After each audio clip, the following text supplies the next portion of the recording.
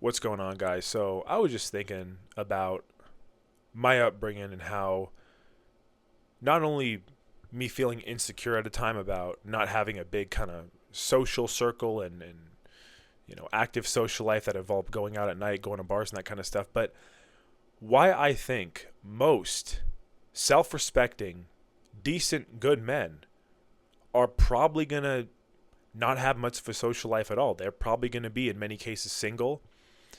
I'm not saying they're going to be totally isolated. They might have a few friends, but they're going to have a close circle. They might even have one very good friend, which, again, if you can have one very good friend who has your back, consider yourself blessed. I'd much rather take that over 100 different people who are not really there for you or don't have your best interest. But when I look around and I see not only how much more surface level things have gotten to be, but even what people would consider social interactions, especially in the city I'm in, and many years ago in the age demographic that I was in, where pretty much everything around social life or interactions involved some form of substance. It involved going out to bars and drinking, going out to nightclubs. It involved behavior that really, at a subconscious level, I felt was wrong. I couldn't even know why at the time because it was subconscious, but I was like, it was something everyone else was doing. But I was thinking to myself, this is something where I just don't want to conform and give in because I can see that this is wrong. You shouldn't need a substance. You shouldn't need to ingest something that's going to make you not be your real self to socialize. That doesn't seem like real peace of mind. That doesn't seem like real confidence in who you are as a person. That seems very insecure and shallow to me. So it's not something I really got involved in, although there was a lot of pressure when I was younger. I went to a nightclub a few times, didn't like them, and now I can see why a lot of people say bad things about them. But as I got older through the years, I look back and I think how foolish I was to be insecure about not being part of those things.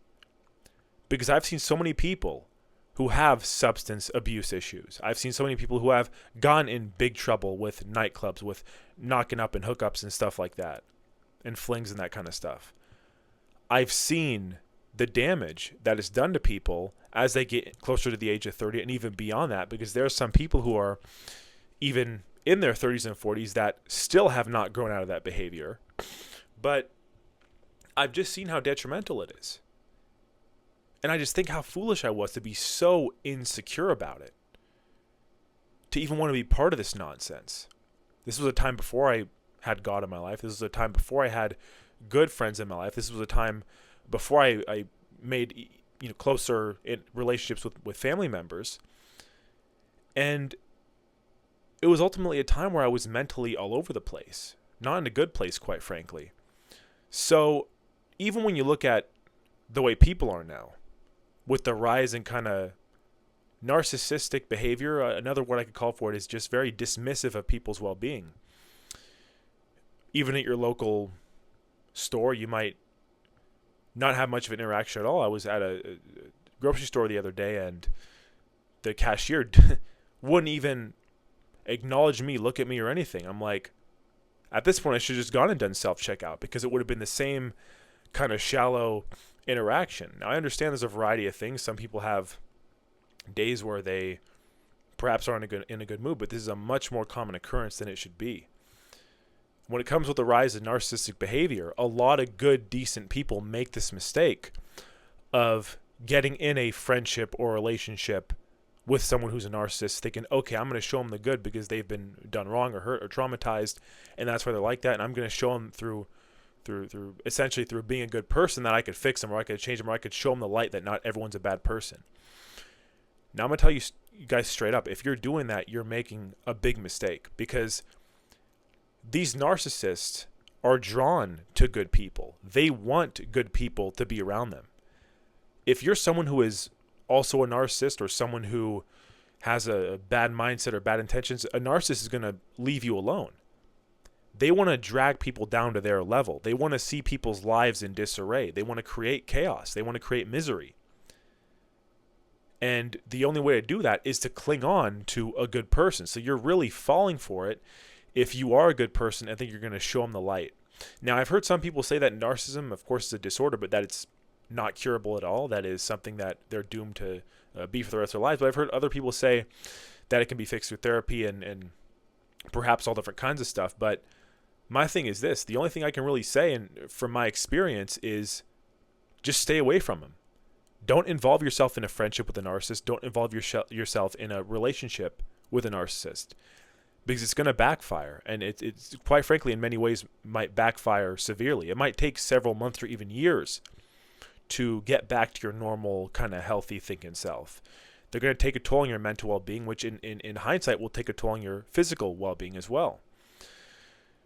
And on the other hand, you also have people who are people pleasers, who say everything people want to hear, but not what they need to hear, which again, I don't think they're as dangerous. I don't think they're nearly as dangerous as full-on narcissists. But I've also dealt with those folks where they seem very kind, they're very generous, they're very giving, but you have to ask what is there behind that. And what I've come to realize, again, I'm not saying this to be paranoid, I think people should be kind, should be caring, should be generous. But when you have a keen eye for it, you can tell the difference between someone who is essentially using that kindness for a form of power, that conformity for a form of power. Whereas with narcissists, they use manipulation and power kind of tactics. With someone who is a people pleaser, they'll use kind of conformity as a form of power. And I had a friend who was definitely a people pleaser. He'd been like that ever since even he was younger. And again, with just growing up, you're going to realize that there are people from middle school, high school, your 20s, when you were a lot more immature mentally and your interests were perhaps much different, that you're just going to naturally go your own way in life with. But essentially this friend would just do all these kind of things where I could tell that it wasn't genuine empathy. It wasn't genuine kindness. For example, I had a falling out with someone else who was another friend, and he decided to kind of weasel in the middle of it, and he wanted to play both sides and gossip to both people. And I'm thinking to myself, okay, number one, if this person feels like they can gossip about me when you're in the room, there's something off, because a real friend is going to have your back. They're not going to gossip about you when you're not in the room. The other thing, with the way he was doing it, essentially playing both sides, see what side could he capitalize on to get the most admiration, or essentially to come out the victor, to come out on whether they call it the winning side, or essentially ways to get approval from others. When I'm like, dude, if you're a man, you're going to stand your ground. You're going to have your own view, your own opinion, regardless of what other people think of it.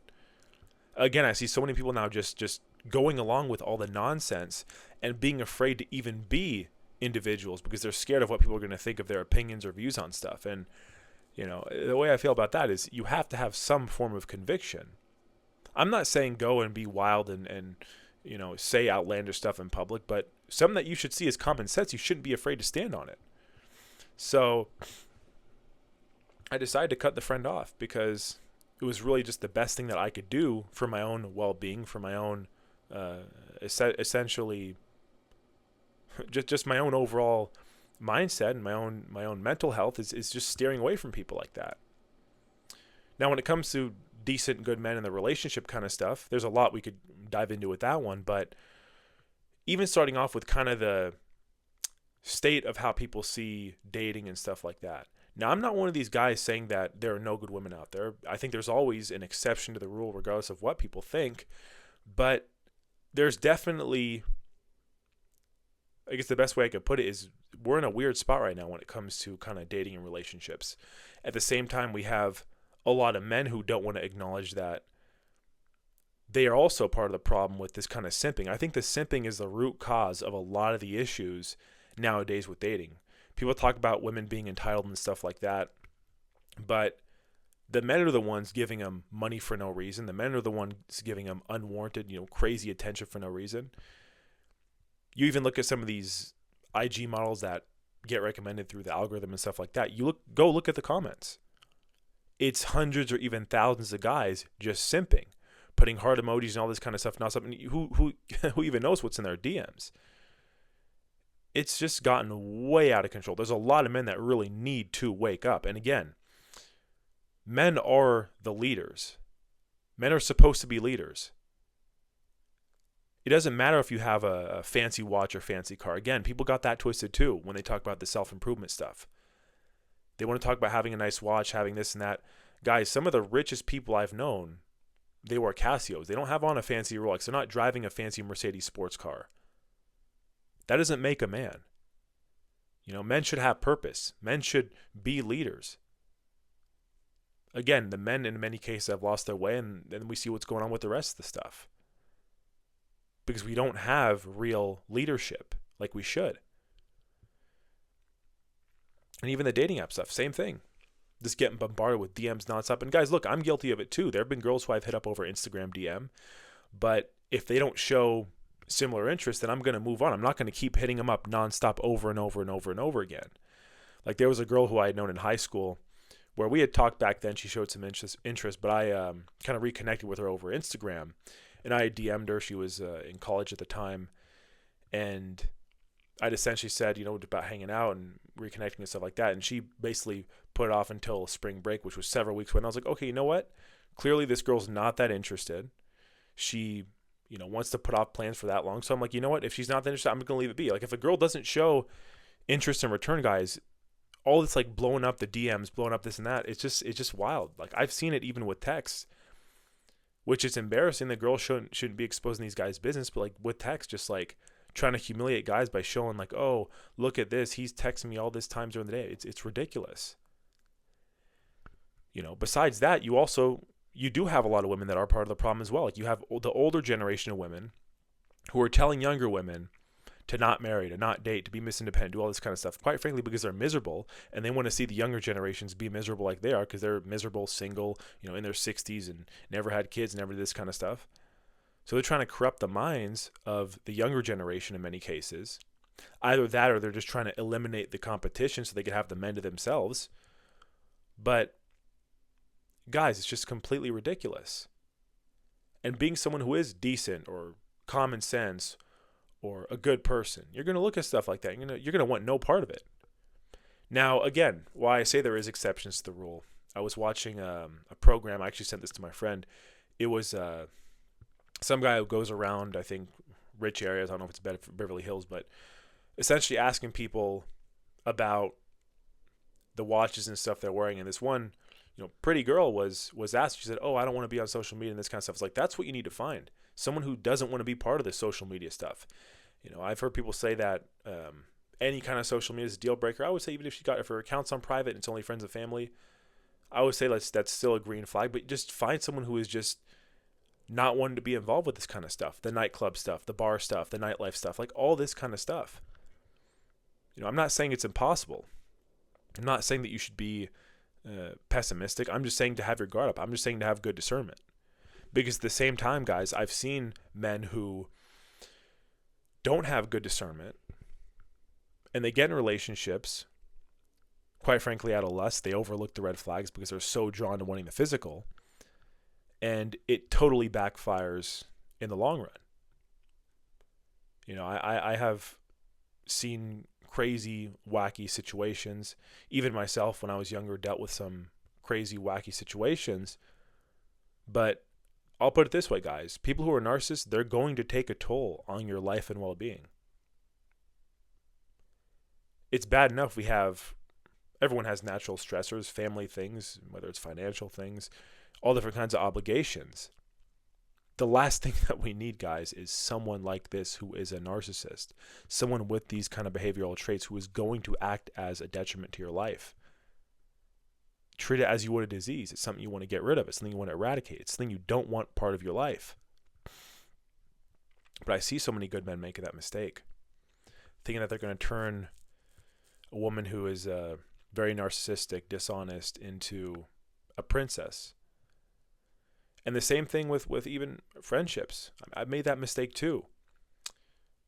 Thinking that you're going to help people, uplift them, and it totally backfires. Because I'll tell you guys something. I'll put this straight up. Most people that you see, not everyone, but most people you see in these bad positions with these kind of mindsets, people have tried to help them in the past. People have tried their best to give them the advice, probably the same advice you're giving them, good people, and trying to uplift them.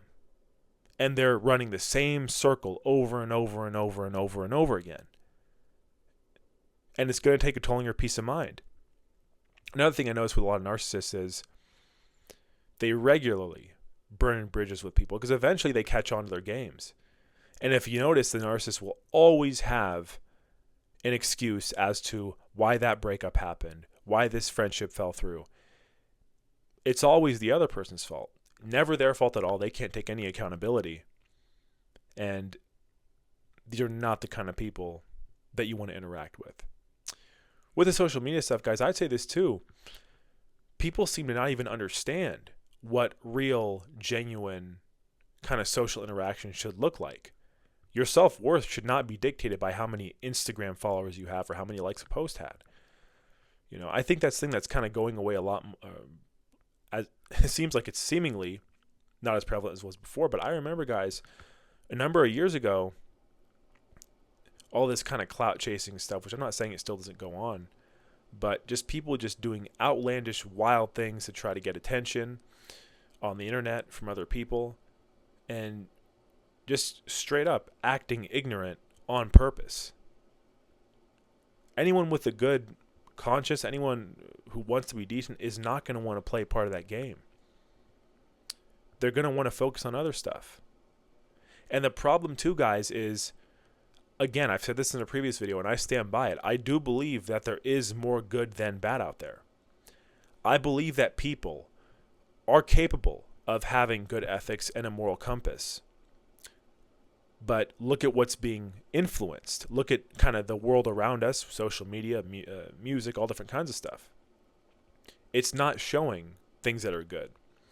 It's showing degenerate behavior. It's teaching men to not be leaders, to not be men, to not have purpose. It's teaching women all different kinds of crazy stuff and the dynamics being all over the place. So that's only something that's got to change. And that's why I think you have a lot of people saying that the best thing we can do is just unplug from that kind of stuff. Don't spend as much time on social media, which I'll be the first to admit. I don't want to come off as a hypocrite because I have social media and I have a hard time not using it. I even catch myself many mornings I'll wake up and I'll just be 20 minutes have gone by and I'm just scrolling on my phone. I'm guilty of it too, guys. It's something I really want to get better at because it's really just causing so much damage. I mean, all the scrolling I think is it's going to cause a lot more damage than sitting in front of a computer or TV playing video games for 3 hours straight or whatever else you'd be doing. I mean, just even experiences, things like that, just people don't seem to appreciate them as much as they used to. And it's just in many ways, it's almost like a blessing and a curse. Because I have a good friend of mine who is half the world away, who I'm able to talk to primarily on Instagram. Obviously with texts and call fees would be very expensive for that kind of distance.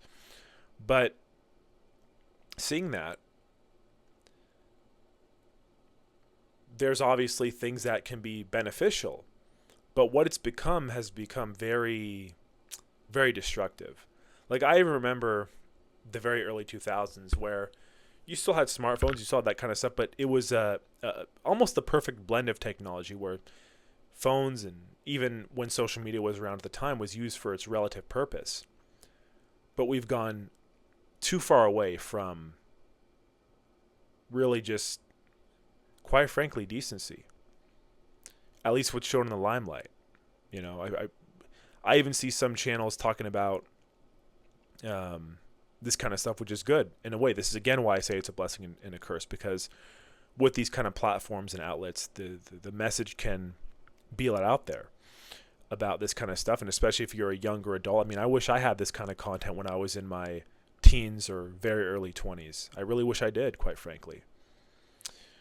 So it's good to help people because sometimes you don't want to always learn from your mistakes, where you can, in many cases, learn from other people's mistakes. That's also very beneficial as well, to have a keen eye and be aware of this kind of stuff. But sometimes too much information can be a detriment, where we don't even want to explore the kind of wonders of life, if that makes sense, and what real kind of social interactions could be. Not this kind of surface level stuff, not going out to bars, not going out to nightclubs, not shallow stuff, not relationships that are just revolved around control and power, kind of manipulation dynamics with narcissists. Do the best you can, guys, to unplug from that kind of stuff. And just try your best to surround yourself with like-minded people, guys. So, thanks so much for viewing the video. Hope you guys have a great rest of your day.